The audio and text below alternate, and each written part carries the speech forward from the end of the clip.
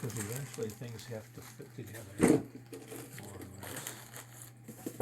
So these are the sprouted seed that I went out and collected this morning. The idea is to keep them moist, you know. Oh yeah. Roots that have just been yanked out of the ground, I don't want to kill them. Right. So there we go.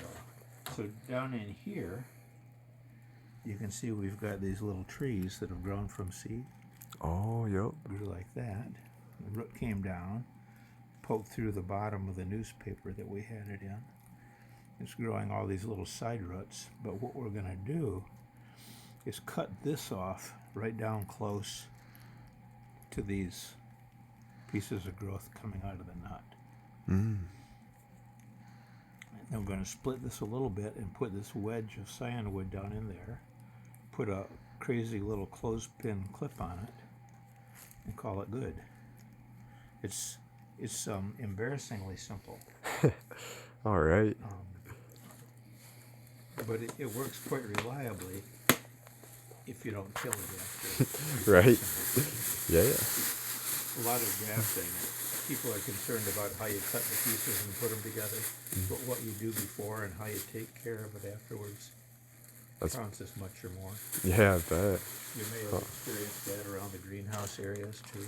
Oh yeah, they're always yes. being fussy with the plants. Yeah. Gotta It's be. so easy to kill things if you don't look out. So there's this kind of a swelling above the root that goes down on those. So something about this size is probably about the diameter of that root area. So that's a candidate for working with. Might as well find ourselves the best candidate we can find here. And there's one about that size. Look at that.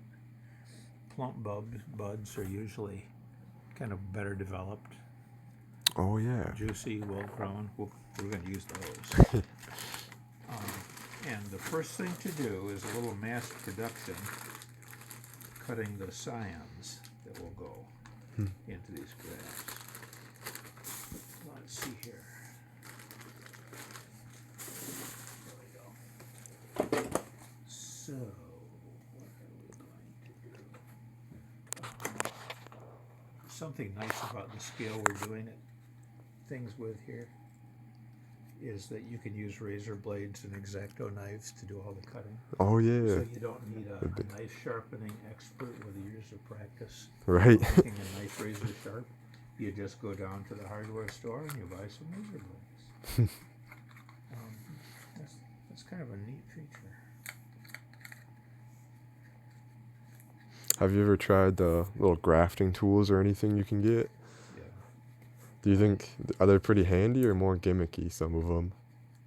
As far as I'm concerned, they're more gimmick than productive. Oh, okay. I have yet to encounter one that has let me do more than I could do with a really good sharp knife or with a razor blade. Okay.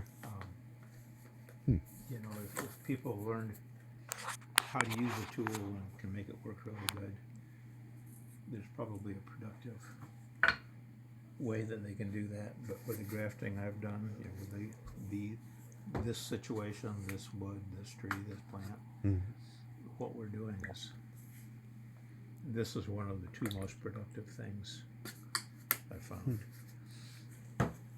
So, alcohol, razor blade. It's always good not to cut yourself. Time spent healing is just really not productive. I love that. Yeah. I'm telling you that at no extra charge. Okay, so here's the goal.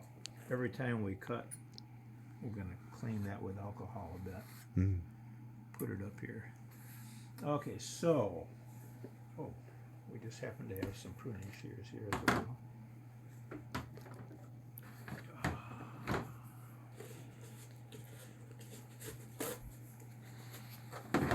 Cleanliness is a good thing with this.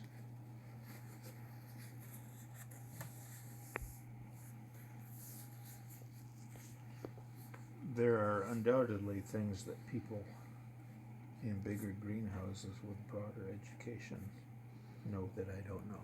Oh, sure. So you might be the man that has all the answers. I don't know.